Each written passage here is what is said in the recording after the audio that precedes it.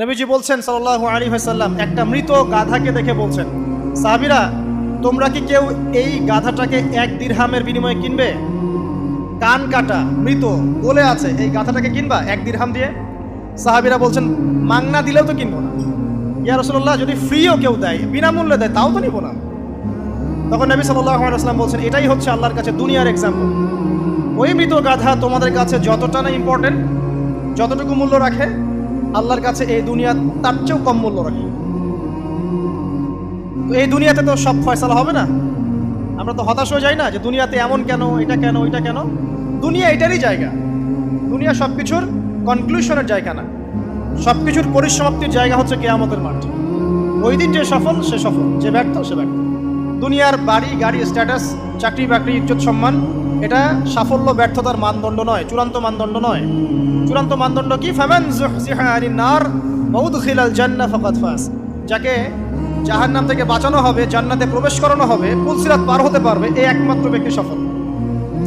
সাফল্যের সংজ্ঞাটা জেনে রাখবেন, তাহলে আপনি দুনিয়াতে হতাশ হবেন না ইনশাআল্লাহ। এবার কি হলো, যখন আদম আলাইহিস সালাম সমস্ত নাম শিক্ষা দেওয়া সমস্ত নাম বলে দিলেন, এখানে নাম মানে কিন্তু খালি নাম নয়, জ্ঞান বলে দিলেন, তখন আল্লাহ রাব্বুল আলামিন ফেরেশতাদেরকে বললেন, তোমরা সবাই এখন আদমকে সিজদা করো। ওয়া ইয কুলনা লিল মালাইকাতি ইসজুদু লি আদম। আল্লাহ পাক এবার বলছেন, আমি সমস্ত মালায়েকাকে বললাম তোমরা আদমকে সিজদা করো। ফাসাজাদু, সবাই সিজদা করলো, ইল্লা ইবলিস, ইবলিস সিজদা করলো না। কেন করলে না? ইবলিসকে বলা হচ্ছে, ইয়া ইবলিস মা মানাকা আল্লা তাসজুদা ইয আমারতুক। তোমাকে কে নিষেধ করলো সিজদা করতে ওই আদমকে, যাকে আমি আদেশ করেছি? কে নিষেধ করলো? তখন ইবলিস বলছে, খলাকতানি মিন নার ওয়া খলাকতাহু মিন তিন।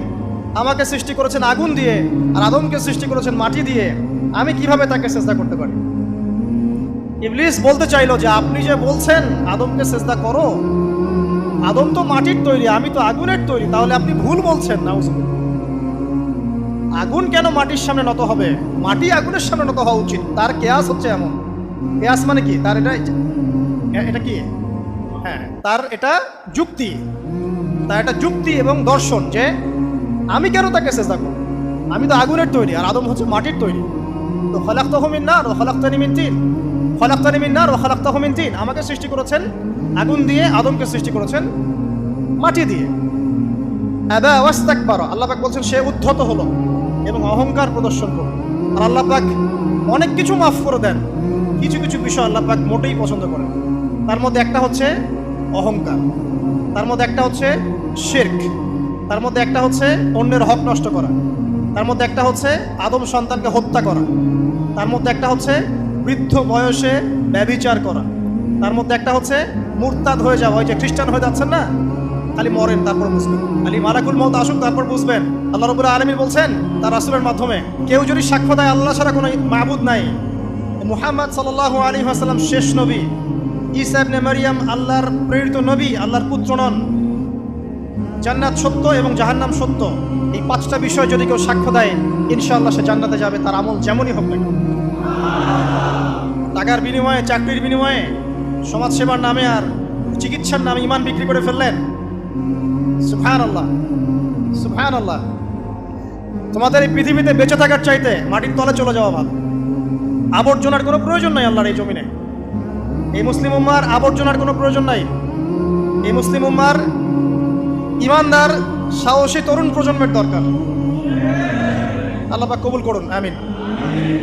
এরপরে কি হলো? ইবলিস সিজদা করলো না, আবা ওয়াস্তাকবার, সে উদ্ধত হলো এবং অহংকার প্রদর্শন করলো। এবার আল্লাহ পাক জিজ্ঞাসা করলেন, কেন করলে না?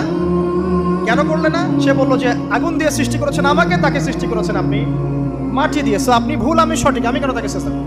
আল্লাহ পাক তখন আর তার প্রতি রহম করলেন না। আল্লাহ পাক তখন তাকে বলছেন, ফাখরুজ মিনহা, এখান থেকে বেরো। আল্লাহ পাক যেমন গফুর রহিম, আরহামুর রহিমিন, ঠিক তেমনি আল্লাহ পাক শাদীদুল ইকাব, কঠিন শাস্তিদাতাও বটে। আল্লাহ পাক শুধু কি দয়াই করবেন, শাস্তি দিবেন না? দিবেন। ফাখরুজ, অপদস্থ হয়ে, লাঞ্ছিত হয়ে এখান থেকে বের হয়ে যাও। এখানে অহংকার করার অধিকার তোমাকে দেওয়া হয় না, এখান থেকে বের হয়ে যাও। এবার ইবলিস বের হয়ে যাচ্ছে। বের হয়ে যাওয়ার সময় ইবলিস বলছে রব্বি। কি বলছে? রব্বি। দেখেন, ইবলিস আল্লাহকে বলছে রব্বি।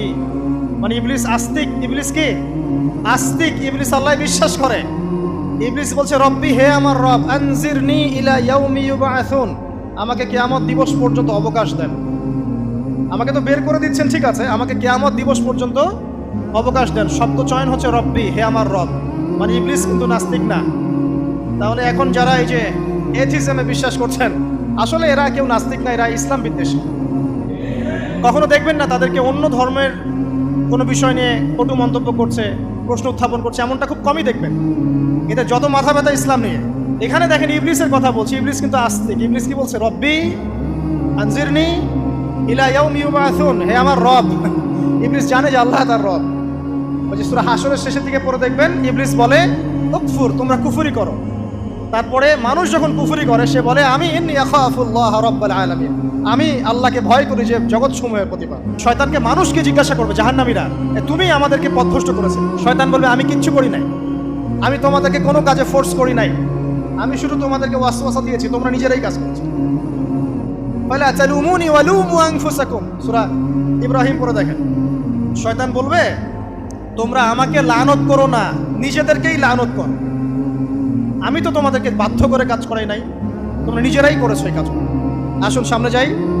এবার আল্লাহ পাক যখন ইবলিসকে বের করে দিলেন, সে বলছে আমাকে কিয়ামত পর্যন্ত অবকাশ দিন। কিয়ামত পর্যন্ত অবকাশ নিয়ে ইবলিস কি করবে? উত্তর, ইবলিস বলছে ফাবিমা আগওয়াইতানি, হে আল্লাহ, যে কারণে বা যে আদমের কারণে আপনি আমাকে এখান থেকে বের করে দিলেন, লাআকউদান্না লাহুম সিরাতাকাল মুস্তাকিম, আমি সে আদম সন্তানের সরল পথে ওত পেতে বসে থাকব।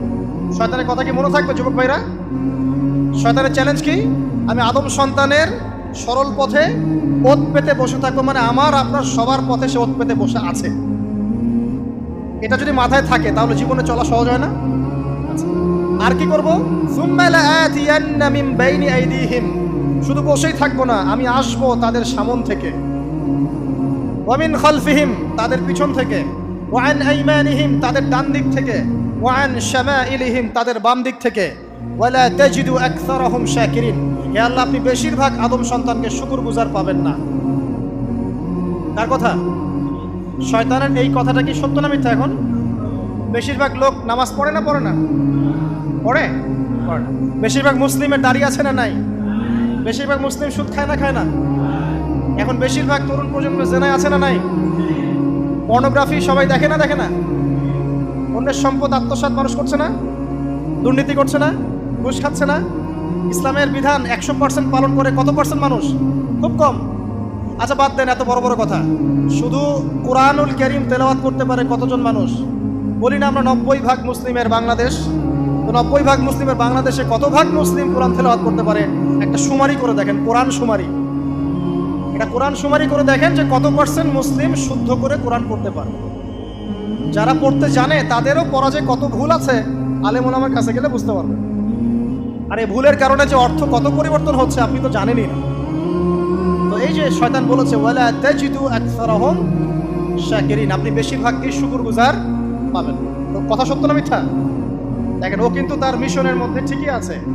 কথা যে সত্য তার প্রমাণ সহিহ বুখারীর একটা হাদিস, যেটা 4 বার এসেছে বুখারীর মধ্যে, যে আদম আলাইহিস সালামকে ডাকা হবে কিয়ামতের মাঠে, ডেকে বলা হবে তোমার সন্তানদের মধ্য থেকে জাহান্নামীদেরকে আলাদা করে দাও। আদম আলাইহিস সালাম বলবেন কতজনকে আলাদা করে দিব? আল্লাহ পাক বলবেন প্রতি 1099 জনকে জাহান্নামের জন্য আলাদা করে দাও। শয়তানের কথা ঠিক না বেঠিক? এবার আল্লাহ রাব্বুল আলামিন তাকে বের করে দিলেন। ইবলিস এবার বের হয়ে গেল, চ্যালেঞ্জও করলো। এবার আল্লাহ পাক আদম আলাইহিস সালামকে ডেকে বলছে ইয়া আদম, এবার আদম আলাইহিস সালামের এই যে পাজর মানে বুকের পাজর, এখান থেকে তার সঙ্গিনীকে সৃষ্টি করা হবে। কারণ আদম আলাইহিস সালাম একাকী ছিলেন, একা কি থাকা যায়?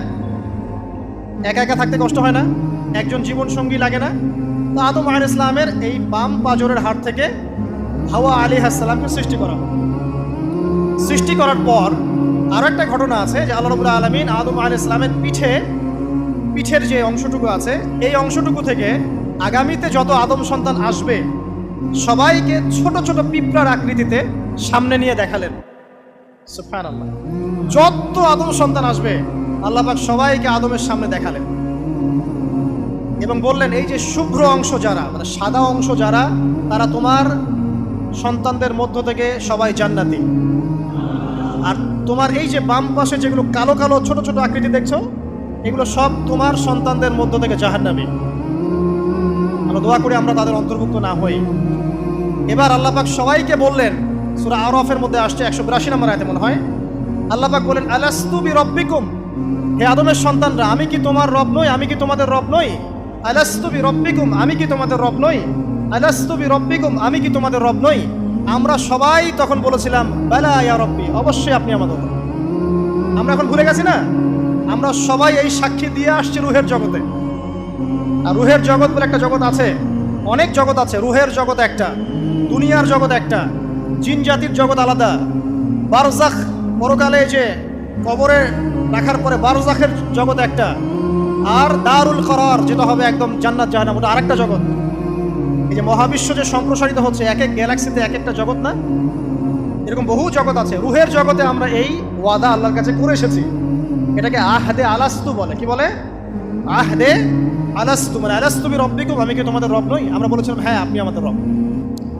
একটা মজার কথা আছে এখানে, যখন আদম আলাইহিস সালাম দেখছিলেন তার সন্তানদেরকে সাদা সাদা আকৃতি ছোট ছোট, এর মধ্যে একটা সন্তানকে দেখে, একজন সন্তানকে দেখে তার প্রচন্ড ভালো লেগেছিল এবং তিনি অত্যন্ত সুদর্শন ছিলেন। তাকে দেখে তার প্রচন্ড রকম ভালো লেগেছিল। আল্লাহ পাককে তিনি জিজ্ঞাসা করলেন, হে আল্লাহ, আমার সন্তানদের মধ্যে কে, এই সুন্দর সন্তান কে? আল্লাহ পাক বললেন, সে হচ্ছে তোমার সন্তান দাউদ। কি নাম? দাউদ আলাইহিস সালাম। আর আপনাকে বলে রাখি, আদম আলাইহিস সালামের ব্যাপারে যেমন আল্লাহ পাক বলেছেন আদম আমার খলিফা, ঠিক দাউদ আলাইহিস সালাম সম্পর্কেও আল্লাহ পাক বলেছেন দাউদ আমার খলিফা। বুঝতে পারলেন? কোথায় আছে? সূরা সাদ পড়ে দেখেন। ঠিক আদম আলাইহিস সালাম সম্পর্কে আল্লাহ পাক বলেছেন না যে আমি পৃথিবীতে খলিফা পাঠাচ্ছি, ঠিক দাউদ আলাইহিস সালাম সম্পর্কেও আল্লাহ পাক বলেছেন দাউদ আমার খলিফা। ইয়া দাউদ ইন্না জাআলনাকা খলিফাতান ফিল আরদ ফাহকুম বাইনান নাসি বিল হক ওয়া লা তাত্তাবি'ল হাওয়া। আয়াতটা পড়ে দেখবেন, ওইদিকে আমি পরে আসছি। তো ওই সন্তানকে দেখে তার এত ভালো লাগলো, আল্লাহর কাছে তিনি জিজ্ঞাসা করছেন, হে আল্লাহ, আমার এই সন্তানের হায়াত কত? আল্লাহ পাক বলছেন, তোমার এই সন্তানের হায়াত হচ্ছে 60 বছর। কত বছর? 60 বছর। আর আমাদের উম্মতে মুহাম্মাদের কিন্তু গড় আয়ু এরকম 60-65, এর বেশি না গড় আয়ু। তখন আদম আলাইহিস সালাম বলেন, আল্লাহ, আমার হায়াত থেকে তাকে 40 বছর দিয়ে দাও। আমার হায়াত থেকে তাকে 40 বছর দিয়ে দাও। আল্লাহ পাক তাকে 40 বছর দিয়ে দিলেন। তাই আদম আলাইহিস সালামের 1000 বছর হায়াত হয়ে গেল 960 বছর, আর দাউদ আলাইহিস সালামের 40 বছর হায়াত হয়ে গেল 100 বছর। এখন আসেন এই জায়গায় যে আদম আলাইহিস সালাম এবং দাউদ আলাইহিস সালাম দুইজনকে আল্লাহ পাক কি বলেছেন? খলিফা। খলিফা কে? খলিফা কাকে বলে? এটা একটু শুনে নি ছোট্ট করে। সূরা সাদ পড়বেন 24 কি 26 নম্বর আয়াত। আল্লাহ পাক বলছেন, ইয়া দাউদ, হে দাউদ, খলিফার কাজ কি এটা শোনেন। হে দাউদ, ইন্না জাআলনাকা খলিফাতান ফিল আরদ, নিশ্চয়ই আমি আল্লাহ তোমাকে পৃথিবীতে খলিফা করেছি। কি করেছি? খলিফা করেছি। তোমার কাজ কি? ফাহকুম বাইনান নাসি বিল হক, মানুষের মাঝে আল্লাহর বিধান দ্বারা হকের মানদণ্ডে বিচার ফয়সালা করবে। আর আল্লাহর খলিফার দায়িত্ব কি? আল্লাহর বিধান দ্বারা বিচার ফয়সালা করা। ওয়ালা তাত্তাবি'ল হাওয়া, তুমি নিজের প্রবৃত্তির অনুসরণ করবে না। ফায়ুদিল্লাকা আন সাবিলিল্লাহ, তাহলে তোমাকে এটা সরল পথ থেকে বিচ্যুত করে দেবে। ইন্নাল্লাযীনা ইউদিল্লুনা আন সাবিলিল্লাহ, নিশ্চয় যারা আল্লাহর পথ থেকে বিচ্যুত হয়ে যায়, লাহুম আযাবুন শাদীদ, তাদের জন্য কঠিন শাস্তি আছে। বিমা নাসু ইয়াউমাল হিসাব, এই কারণে যে তারা হিসাবের দিনটা ভুলে গেছে। এই আয়াত থেকে খলিফার ফাংশন বুঝতে পারলেন? খলিফার ফাংশন কি? আপনি যা ইচ্ছা তাই ফয়সালা করবেন, নিজের মন গড়া যা ইচ্ছা রচনা করবেন। ফাহকুম বাইনান নাসি বিল হক, মানুষের মধ্যে হকের মানদণ্ডে বিচার ফয়সালা করুন। হকটা কি জিনিস? আমার দর্শন হক, আমার ফিলোসফি হক, আমার যুক্তি, আমার বিজ্ঞান, এগুলোই হকের মানদণ্ড। হকের মানদণ্ড কি? কোথায় উত্তর আছে? কোরআনেই উত্তর আছে। কোন সূরা? সূরা কাহফ। কত নম্বর আয়াত? আয়াত নাম্বার 29। আল্লাহ পাক বলছেন, ওয়াকুলিল হাক্কু মির রাব্বিকুম, হক সেটাই যা তোমার রবের পক্ষ থেকে নাযিল। কথা কি ক্লিয়ার? হক কি জিনিস? যা তোমার রবের পক্ষ থেকে নাজিল হয়। ফামান শাআ ফালইউমিন, যার ইচ্ছা হয় সে স্বীকার করুক। ওয়ামান শাআ ফালইয়াকফুর, যার ইচ্ছা হয় সে অস্বীকার করুক। ইন্না আ'তাদনা লিযালিমিনা নারান, অস্বীকারী জালেমদের জন্য আমি আগুন প্রস্তুত করে রেখেছি। তো এখানে আপনি হকের সংজ্ঞা পেলেন এবং হকের মানদণ্ডে বিচার ফয়সালা করলে পরে খলিফা হয়। যদি আল্লাহ পাকের হকের মানদণ্ডে কেউ ফয়সালা না করে সে আল্লাহর খলিফা নয়, সে শয়তানের খলিফা। কথা কি ক্লিয়ার?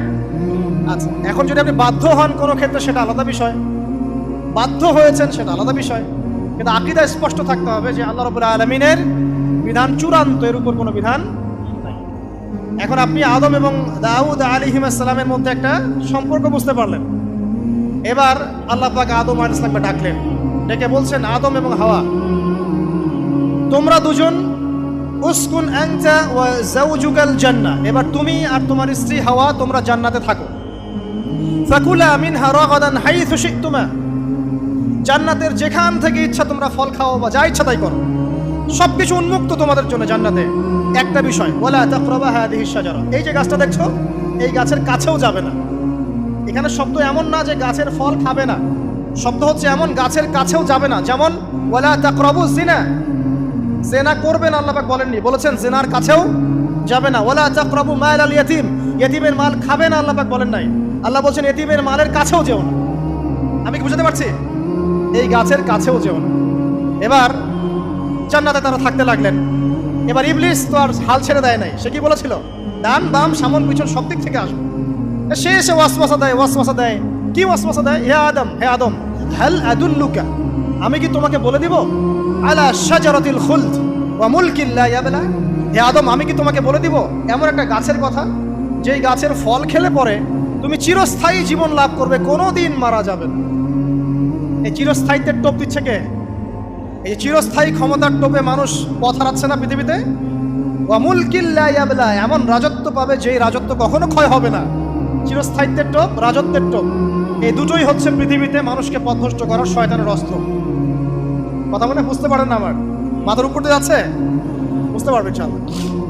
তো টোপ দিচ্ছে দুইটা, হাল আদুল্লুকা আলা শাজারাতিল খুলদ ওয়া মুলকিন লা ইয়াবলা। করতে করতে করতে করতে একদিন সত্যি সত্যি আমাদের পিতামাতা সেই গাছের কাছে চলে গেলেন। যখনই চলে গেলেন, ফালাম্মা যায়াকা শাজারা, যখন তারা গাছের কাছে চলে গেলেন, বাদাত লাহুমা সাওআতিহিমা, তাদের পরনে যে জান্নাতি কাপড় ছিল ধাপাস করে খুলে পড়ে গেল। ইন্না লিল্লাহি ওয়া ইন্না ইলাইহি রাজিউন। আমাদের পিতামাতাকে পুরো মহাবিশ্বে ফেরেশতাদের সামনে জান্নাতে নগ্ন করে দিল ইবলিস।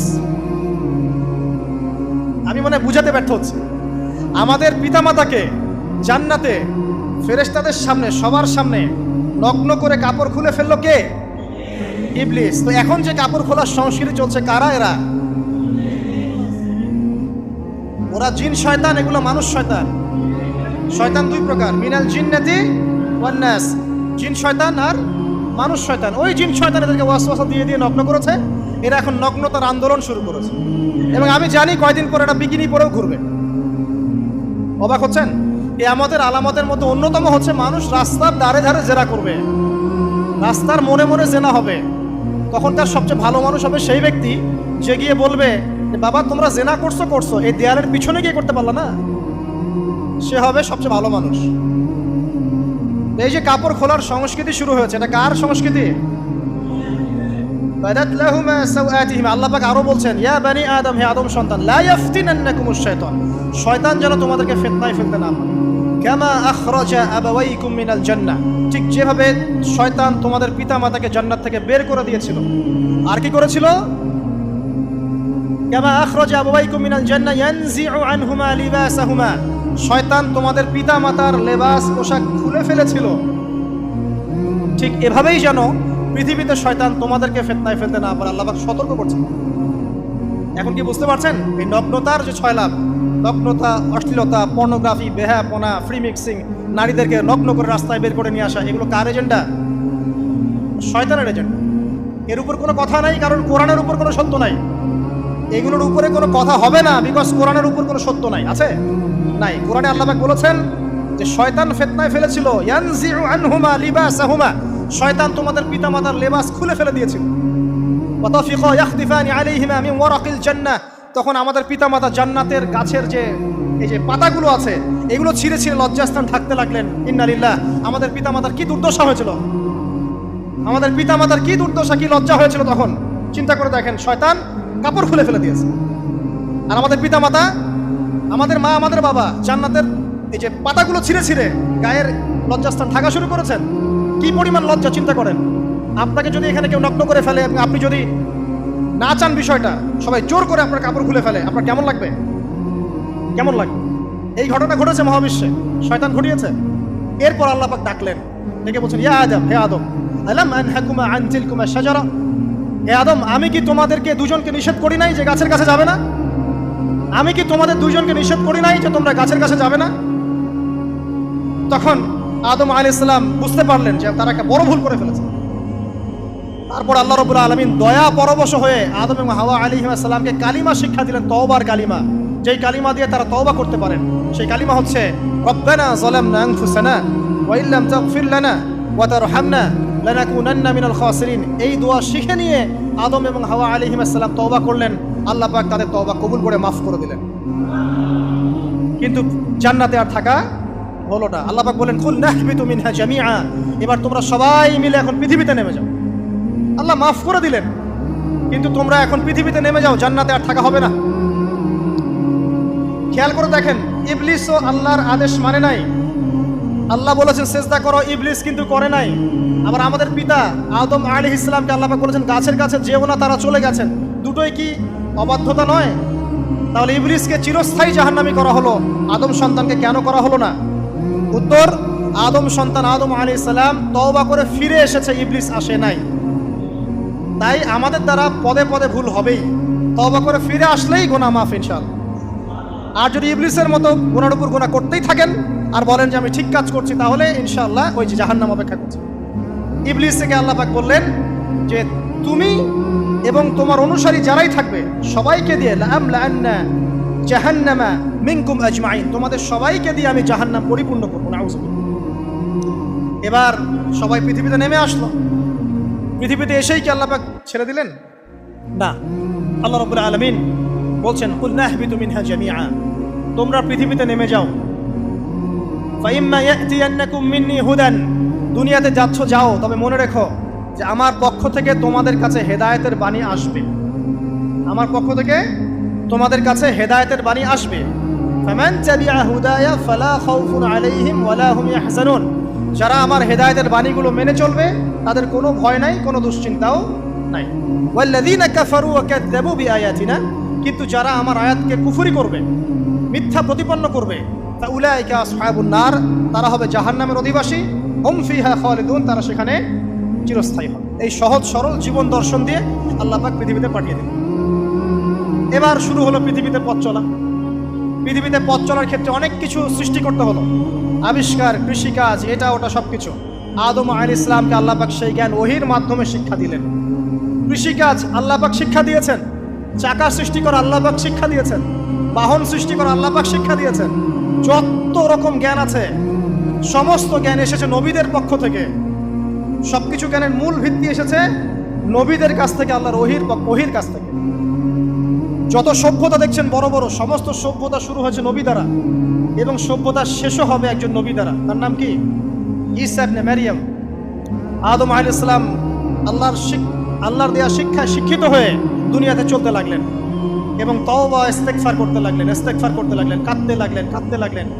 দীর্ঘকাল তারা ক্রন্দন করেছেন। কি কারণে? ওই যে একটা ভুল তারা করে ফেলেছে। দুনিয়াতে এসে ক্রন্দন করতে করতে করতে করতে আল্লাহ রাব্বুল আলামিন এক পর্যায়ে তওবা কবুল করে ফেললেন। এবার সামনে যান। তাদের সন্তান হলো হাবিল এবং কাবিল।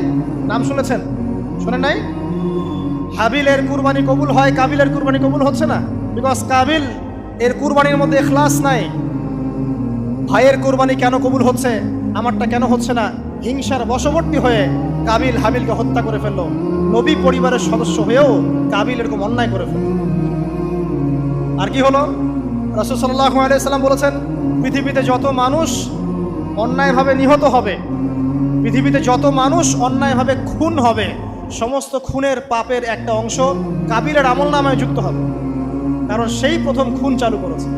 এই যে আজকে গুনাহে জারিয়া চালু করছেন না, সুদী এনজিও, সুদী সমিতি, সিনেমা হল, এইটা ওইটা, মদের বার, যত গুনাহে জারিয়া চালু করছেন, মৃত্যু হবে, কবরে যাবেন ঠিকই, কিন্তু গুনাহ কমবে না ইনশাআল্লাহ। মনে করেন একজন নগ্ন ছবিতে অভিনয় করেছে, ঠিক আছে? এখন নাই পৃথিবীতে, বা কেউ অশ্লীল গান বাজনা করে দুনিয়া থেকে বিদায় নিয়েছে, দুনিয়াতে তার গান এখনো বাজছে, সে কবরে শুয়ে শুয়েই সেই গোনাগুলো পাচ্ছে। ঠিক আপনি যদি এখন ভালো কোনো কাজ করেন, দিনই কোনো ভালো কাজ করেন, মসজিদ হোক, মাদ্রাসা হোক, এতিমখানা হোক, বিধবাদের কোনো প্রকল্প হোক, বৃদ্ধাশ্রম হোক, মানবতার কোনো কল্যাণমূলক কাজ হোক, মৃত্যুর পরেও ইনশাল্লাহ আপনি নেকি পেতে থাকবেন। সদকায়ে জারিয়া আর গুনাহে জারিয়া ভালো করে বুঝবেন। একটা গুনাহ করে মাফ নেওয়া আলাদা বিষয়, আর গুনাহ চলতে থাকাটা আরেকটা বিষয়। আল্লাহ আমাদেরকে হেফাজত করুন, আমিন। নবী পরিবার এগিয়ে গেল এবং তাদের সময়ে তারা শুধু ক্রন্দন করেছেন, ইবাদত করেছেন, আল্লাহর কাছে ইস্তেগফার করেছেন এবং ওই যে জান্নাতে ফিরে যাওয়ার জন্য তারা আপ্রাণ চেষ্টা করেছেন। এক পর্যায়ে আদম আলাইহিস সালামের বয়স যখন 960 বছর হলো, আল্লাহ রাব্বুল আলামিন তাকে ওফাত দিলেন, তার ইন্তেকাল হয়ে গেল। ইন্না লিল্লাহি ওয়া ইন্না ইলাইহি রাজিউন। এরপরেও নবী পরিবার চলতে লাগলো। চলতে চলতে পরবর্তীতে আসলেন নূহ আলাইহিস সালাম, তারপরে ইব্রাহিম, আদ জাতি, তারপর সামুদ, তারপরে শুআয়ব, কওমে মাদিয়ান, মূসা, দাউদ, সুলাইমান, ইসহাক, ইয়াকুব। নবী পরিবার চলতেই লাগলো। এক পর্যায়ে ঈসা আলাইহিস সালামের পরে মুহাম্মদ সাল্লাল্লাহু আলাইহি ওয়াসাল্লামের মধ্য দিয়ে নবীদের সিলসিলা আল্লাহ পাক শেষ করে দিলেন। এভাবেই সভ্যতা এগিয়ে গেছে, এভাবেই আমাদের পিতামাতার হাত ধরে জ্ঞান পৃথিবীতে এসেছে। এবং ওই যে শয়তানের মিথ্যা প্রলোভন, প্রতারণা, এর ফলশ্রুতিতে ওই যে আমাদের পিতামাতার গা থেকে কাপড় খুলে পড়লো, আল্লাহ পাক রাগান্বিত হয়ে সবাইকে দুনিয়াতে নামিয়ে দিলেন, ইবলিসকে চিরস্থায়ী জাহান্নামী ঘোষণা করলেন। কিন্তু আমাদের পিতামাতার ক্রন্দন, তওবা, ইস্তেগফার, আমলের বদৌলতে, আল্লাহর রহমতে আল্লাহ পাক পিতামাতাকে মাফ করে দিলেন। এভাবেই মানব জাতি এগিয়ে যাচ্ছে। আজকে আমরা এই পর্যায়ে পর্যন্ত এসেছি। আদম আলাইহিস সালামের এই সংক্ষিপ্ত জীবনী থেকে আমরা কি শিখলাম? আমরা শিখলাম যে আল্লাহ রাব্বুল আলামিন অনেক ভালোবেসে, অনেক মহব্বত করে, মমতা দিয়ে, মায়া দিয়ে নিজের হাতে আমাদের পিতাকে সৃষ্টি করেছে। এক, দুই, আমাদের পিতাকে আল্লাহ রাব্বুল আলামিন তার পক্ষ থেকে জ্ঞান শিক্ষা দিয়েছেন। এই কারণে আদম সন্তানরা জন্ম থেকেই দেখবেন কিছু না কিছু জ্ঞানী হয়েই থাকে। জ্ঞান আপনার ডিএনএর মধ্যে থাকেই। আল্লাহ রাব্বুল আলামিন আদম আলাইহিস সালামের মধ্যে রূহ ফুঁকে দিয়েছেন। আল্লাহ রাব্বুল আলামিন আদম আলাইহিস সালামকে জান্নাতে রেখেছেন। আল্লাহ রাব্বুল আলামিন গাছের কাছে যাওয়ার পরেও তওবা ইস্তেগফারের মধ্য দিয়ে তাকে মাফও করে দিয়েছেন। আল্লাহ রাব্বুল আলামিন আদম এবং হাওয়া আলাইহিস সালামের মধ্য দিয়ে এই পৃথিবীতে মানব জাতির সিলসিলা অব্যাহত রেখেছেন এবং কিয়ামত পর্যন্ত যত আদম সন্তান আসবে তাদের জন্য আল্লাহ পাক তার পক্ষ থেকে হেদায়েত প্রেরণ করেছেন। এক যুগে তাওরাত এসেছে, কখনো জাবুর, কখনো ইনজিল, কখনো কোরআন, সর্বশেষ টেস্টামেন্ট হিসেবে কোরআন এসেছে। এখন যদি এই ওহীর বাণী, কোরআন এবং এর ব্যাখ্যা হাদিস আমরা মেনে চলি, ইনশাআল্লাহ তাআলা আমরা আবার সেই জান্নাতে ফিরে যাব যেখান থেকে আমাদেরকে নামিয়ে দেওয়া হয়েছে। আর যদি আমরা কোরআন এবং হাদিস বা আল্লাহর ওহীর পরোয়া না করি, এর আলোকে জীবন না করি, তাহলে ওই ইবলিসের সাথেই আমাদেরকে জাহান্নামে থাকতে হবে। নাউযুবিল্লাহ। আল্লাহ রাব্বুল আলামিন আমাদের সবাইকে কোরআন এবং সুন্নাহ, আল্লাহর ওহী মেনে চলার তৌফিক দান করুন এবং ইবলিসের খপ্পর থেকে আল্লাহ পাক আমাদেরকে বাঁচিয়ে রাখুন। ইবলিসের যত এজেন্ট আছে, ওদের যে দুরভিসন্ধি, ষড়যন্ত্র এবং শয়তানি ফাঁদ, এগুলো থেকে আল্লাহ পাক আমাদেরকে, আমাদের মা বোনদেরকে, আমাদের পরিবারের সদস্যদেরকে, আমাদের সমাজকে, রাষ্ট্রকে আল্লাহ পাক হেফাজত করুন, বাঁচিয়ে রাখুন। আমিন।